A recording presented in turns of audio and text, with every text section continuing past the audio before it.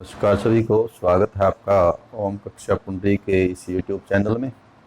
इस वीडियो में हम नाइन्थ जो कक्षा है उसकी जो एक्सरसाइज 8.2 उसको डिस्कस करेंगे। और ये एक्सरसाइज है एक बड़ी इम्पोर्टेंट थ्योरम है, उसके पर आधारित थ्योरम है। ये लिखी हुई आपके मैथमेटिक्स में ये प्रमेय 8.9 के नाम से लिखी हुई है।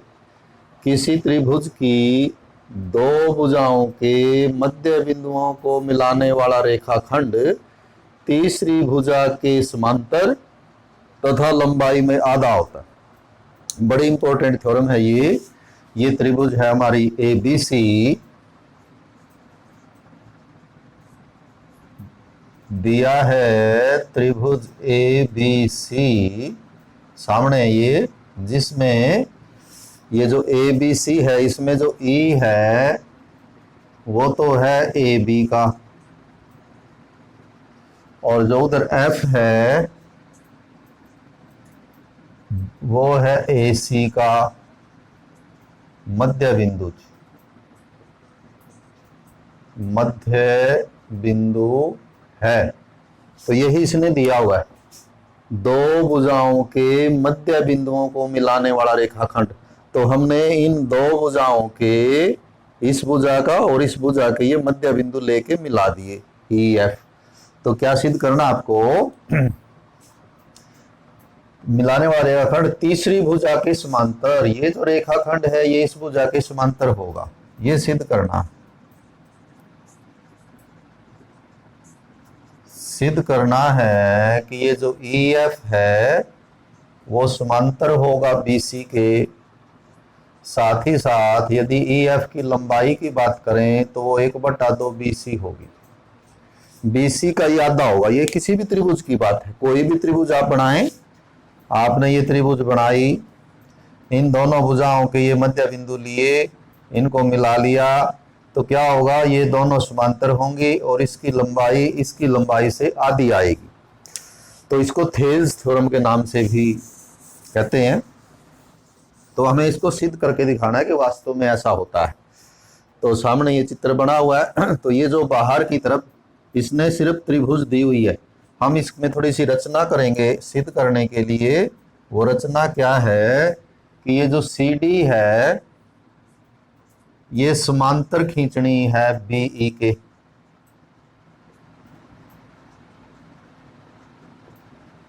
और ये जो ई एफ है इसको डी तक बढ़ा दें, ई एफ को डी तक मिलाओ जी। तो ये थोड़ी सी इसमें रचना हुई बाहर की तरफ कि ये जो सी डी है वो इसके समांतर खींचनी है। ए बी के समांतर कह लें, बी ई के समांतर कह लें, क्योंकि बी ई और ए बी तो एक ही बात है, एक ही रेखाखंड है। तो इसके समांतर है और इसको हमने आगे बढ़ा के डी तक मिला दिया। तो इसको आप और आगे भी यदि दिखाना चाहिए ऐसे भी दिखा सकते हैं कि हमने समांतर खींची है और इसको आगे मिलाया, तो इसको यहाँ डी पर जो है वो मिलती है। अब आप ये दो त्रिभुजें लेंगे, त्रिभुज प्रमाण, त्रिभुज ए ई एफ तथा त्रिभुज सी डी एफ में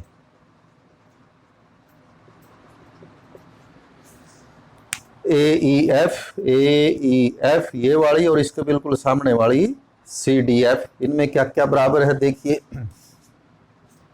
ए एफ और सी एफ बराबर है, दिया हुआ है कि ये मध्य बिंदु है, मध्य बिंदु है, दोनों तरफ बराबर होगा। ए एफ बराबर सी एफ। इसके अलावा ये जो कोण है, चलिए इसको नंबर दे देते हैं, कोण 1 कोण 2 के बराबर है। कारण इसका, तो ये तो दिया हुआ है, ये बराबर है क्योंकि ये मध्य बिंदु है। और 1 और 2 क्यों बराबर है, इनको बोलते हैं आमने सामने के कोण या शीर्षाभिमुख कोण, शीर्षाभिमुख कोण। और तीसरे ये जो कोण है 3, ये इस कोण के बराबर है जी 4। कोण 3 बराबर कोण 4 इन्हें बोलेंगे एकांतर कोण। कि ये दोनों समांतर हैं और ये इनको काटती है, छेदक रेखा है, तो एक कोण इधर बना हुआ समांतर रेखा के साथ और दूसरी तरफ बना हुआ बराबर होंगे एकांतर कोण। तो क्या हुआ, इन दोनों त्रिभुजों में एक भुजा और उस भुजा के दोनों ओर बने हुए कोण आपस में बराबर हैं। ये भुजा और इस पर बने हुए दोनों कोण इस भुजा और इस पर बने दोनों कोणों के बराबर हैं। इसलिए त्रिभुज AEF सर्वांग सम है त्रिभुज CDF। कौन सी कसौटी हमने इस्तेमाल की, ASA। एक भुजा S साइड यानी ये भुजा और उसके दोनों ओर बने हुए कोण आपस में बराबर हों तो त्रिभुज सर्वांग सम होते हैं। ये कसौटी है ASA कसौटी। और सर्वांग सम का मतलब तो फिर उनके सभी संगत अंग जो हैं वो बराबर होंगे, यानी कोण बराबर होंगे, संगत भुजाएं बराबर होंगी। तो हम किस में इंटरेस्टेड है, इसलिए इसकी ये जो भुजा है और ये भुजाएं आपस में बराबर होंगी, यानी कि कोण बराबर हुआ कि जो AE है ये वाली भुजा इस त्रिभुज की ये भुजा इस त्रिभुज की इस भुजा के बराबर होगी। परंतु AE तो किसके बराबर है, AE तो BE के बराबर है, क्योंकि ये मध्य बिंदु है तो बराबर हुई।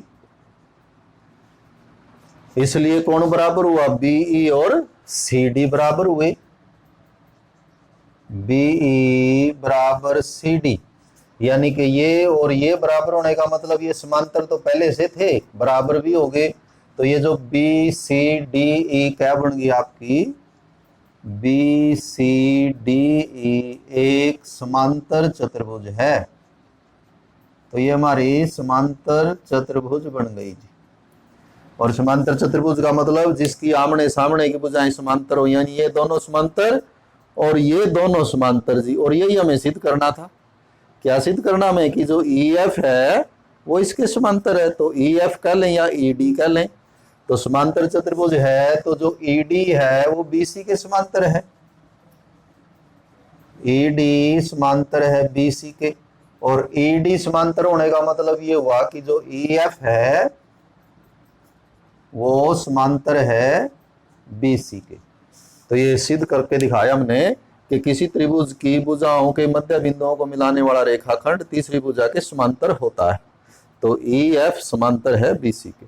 अभी ये भी हम सिद्ध कर सकते हैं कि इसकी जो लंबाई होगी, लंबाई वो इसकी आधी होगी।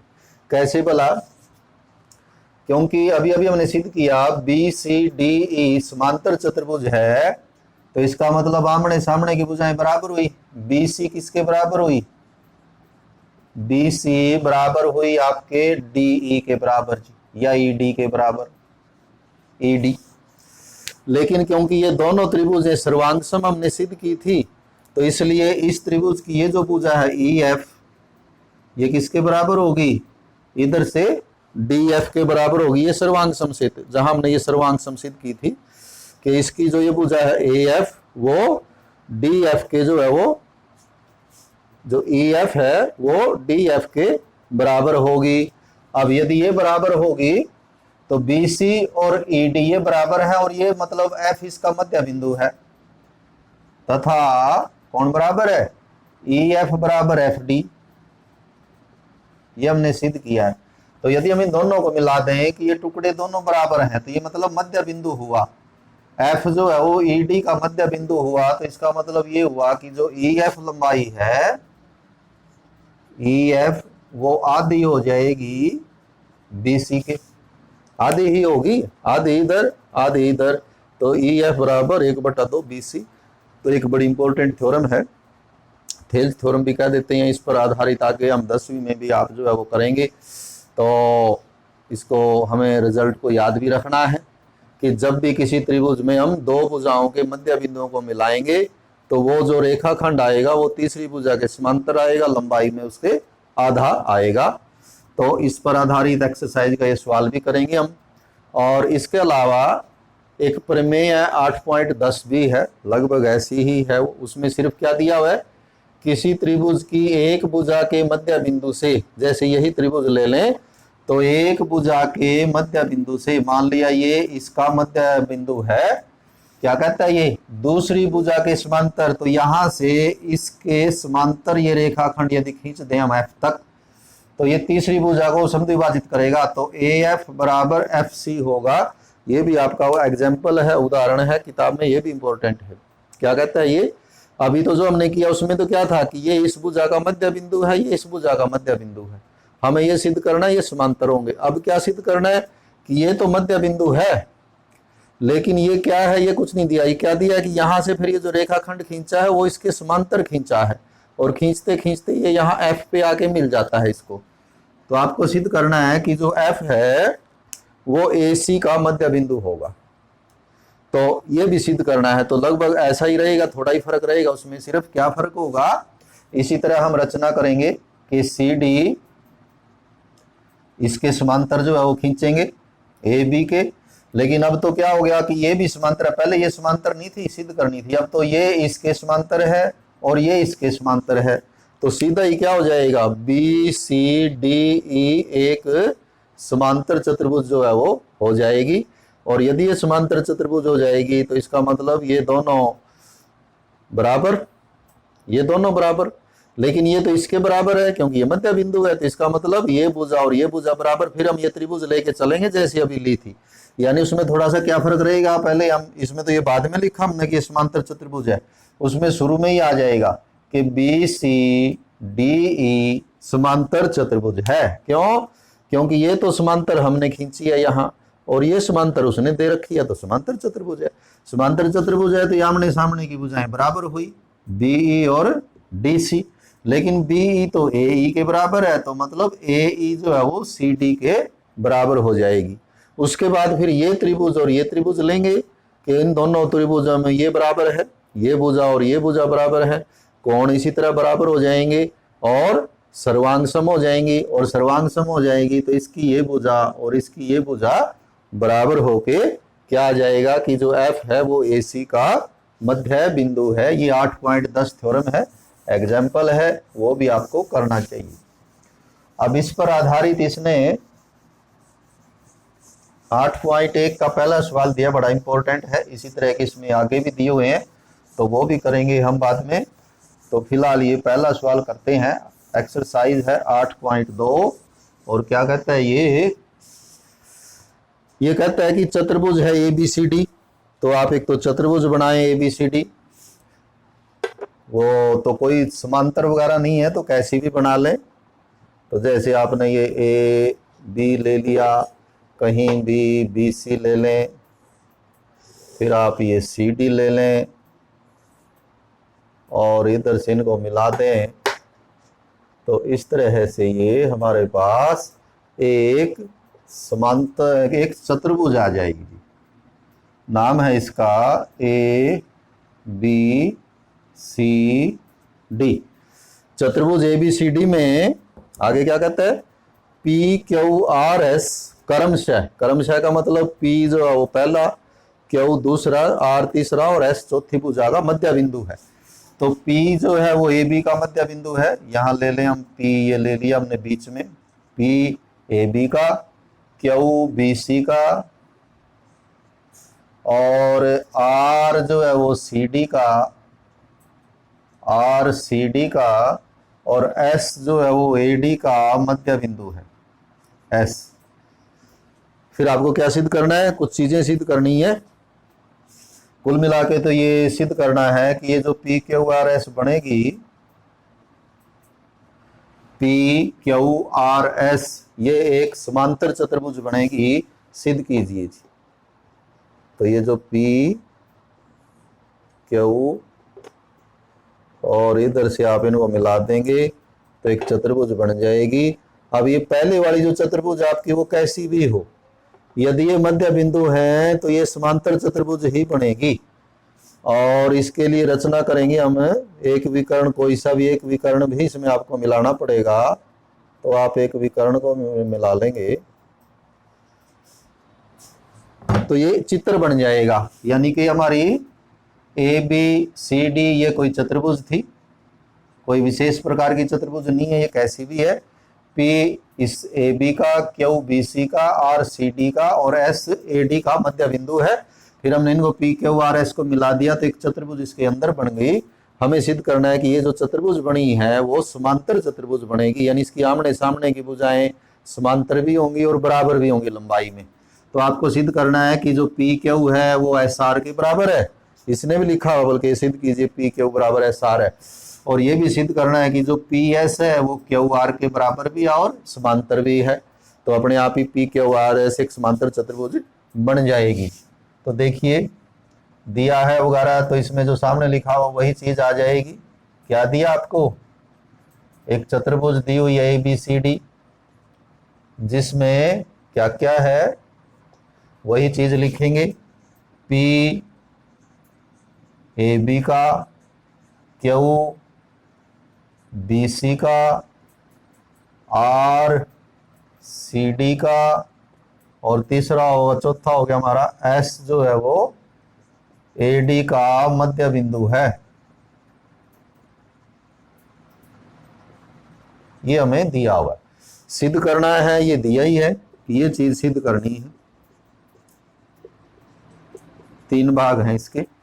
तो इसमें थोड़ी रचना क्या की हमने, ये तो उसने खुद ही दिया हुआ PQRS। तो ये जो AC है ये आप मिला लें, विकर्ण AC को मिलाया।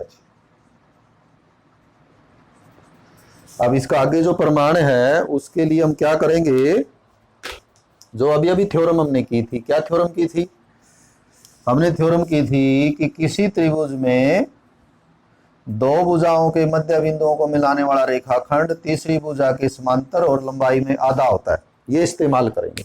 कैसे भला, आप त्रिभुज ले लें ABC। त्रिभुज ABC में क्या क्या है, ये है ABC। इसमें जो P है वो तो AB का, और उधर से जो Q है वो BC का मध्य बिंदु है। तो इसका मतलब तो ये थ्योरम जो अभी अभी हमने परिणाम सिद्ध किया था वो लगा सकते हैं, मध्य बिंदु है। इसलिए क्या होगा कि वो जो मध्य बिंदुओं को मिलाने वाला रेखाखंड है, मध्य बिंदुओं को मिलाने वाला रेखाखंड कौन सा है, PQ। तो इसलिए जो मध्य बिंदुओं को मिलाने वाला रेखाखंड है PQ, एक तो ये समांतर होगा तीसरी भुजा। तीसरी भुजा कौन सी हुई, इसकी त्रिभुज की AC के। साथ ही साथ इसकी लंबाई की बात करें तो लंबाई में ये आधा होगा AC का। तो ये हमने सीधा ये परिणाम लगा लिया जो अभी अभी सिद्ध किया था कि ये भी और ये भी दोनों इन भुजाओं के मध्य बिंदु हैं। तो इनको मिलाने वाला रेखाखंड तीसरी भुजा के समांतर और लंबाई में आधा होगा। अब त्रिभुज ले लें ACD में।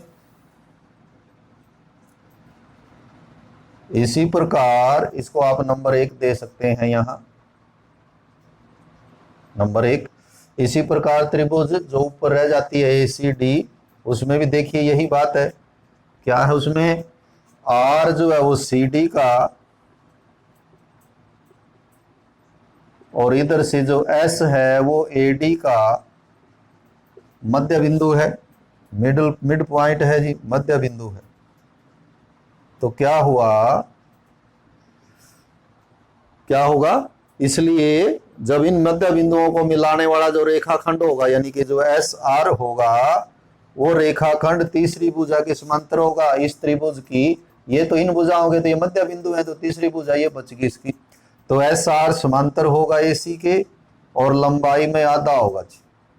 इसकी लंबाई की बात करें तो आधा होगा AC का। तो ये आपका नंबर 2 दे दें। तो 1 और 2 से क्या आता है, 1 और 2 से अब एक परिणाम, ये जो पहला परिणाम था ये हमने सिद्ध कर दिया कि SR समांतर होगा AC के और SR लंबाई में आधा होगा AC के। तो ये तो बीच में ही आ लिया पहला रिजल्ट। तो अब 1 और 2 से दूसरा आ जाएगा।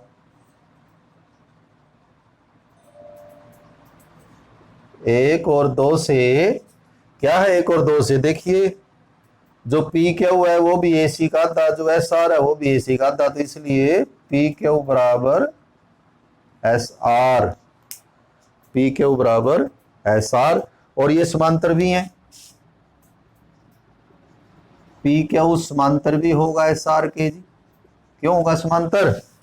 क्योंकि पी क्यू भी ए सी के समांतर और एस आर भी ए सी के समांतर, तो पी क्यू और एस आर भी आपस में समांतर, और इसलिए तीसरा भाग लिख देंगे आप, पी क्यू आर एस एक समांतर चतुर्भुज है।